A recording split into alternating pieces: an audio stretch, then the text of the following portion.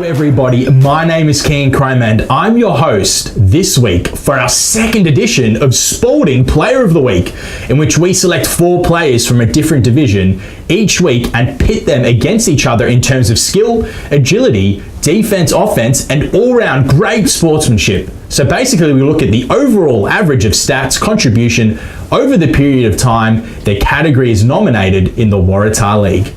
And then we encourage you to vote in the comment section below on who you think should be named the Round 2 Spalding Player of the Week, with the winner to be announced at the start of next week's edition. Last week we had an unbelievable amount of votes for the first Spalding Player of the Week, and after much deliberation, we are happy to announce that Adrian Cabrera from Hills has taken out the prize of a new Spalding basketball.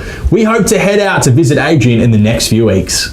Last weekend, I headed over to Bankstown and caught up with one of last week's nominees, Alexander Opicic.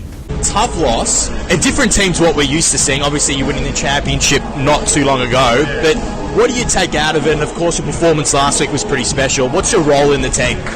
Yeah, so obviously I've got a leadership role in this team. We've got a whole bunch of young guys this year, completely new team. So obviously my role is to kind of mentor the young guys a little bit. Teach them the ways of this level. Obviously, a lot of them come from youth league. Have never played ABA this year, so basically my job is just to kind of get them used to the intensity and effort you got to give at this level. And we talk about the intensity at this level. Obviously, it's a massive step up. Yeah. But what do you have to do? Does it take away from your game at all? Obviously, last week it just showed that you were probably playing better than you ever have been before. Yeah. Well, when I play, I'm not the most communicative and kind of the leadership type of person out there. Obviously I just kind of play my game that I do, but this year I've got to be more of, I guess, like a point centre, if you know what I mean.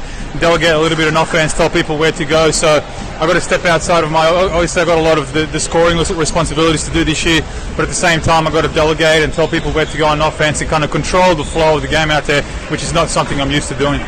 Thanks again to Alexander for chatting with us. Round 2 will have us focused on the 2018 Championship Women's Competition, with 4 remarkable players nominated this week. First up, we have Kallie Hovatter. Kallie, who is wearing the sky blue for the Sharks this year, has shown what a valuable off-season gain she has been for the new-look Sutherland Sharks. The former Norse Bear has been solid in the opening weeks of the season and will no doubt be the go-to player during the year. She landed 27 points to go with 8 rebounds to take on more of the offensive duties for her team. The Sharks look like a team that could go all the way this year and contend for the trophy. Next, we have Darneka Rowe. Darneka started this year off in great form for the former Sydney Uni Flames, starring last week with 14 points in her first match of the weekend against the Bruins, and in her second match against the Panthers, she put 13 on the scoreboard. Rowe, proving to be a consistent contributor for the Spiders, has earned her nomination. With a host of talented guards, this Spiders team will look to push the ball week in, week out.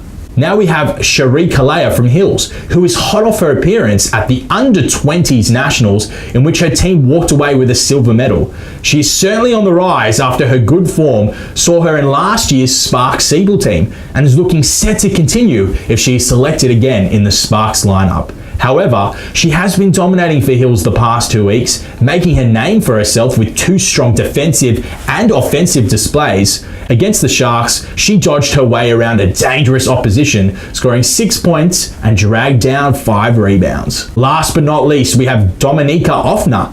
Dominika has captained the Penrith Panthers Youth League Women to the last 2 championships, so this season has seen her step up to captain the champ women's team for the first time.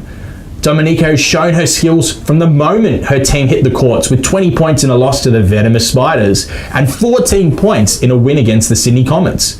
Penrith has a challenging year ahead of them, being in a position to play against some of the best in the Championship League. But with Offner leading the way, the Panthers might like their chances of competing.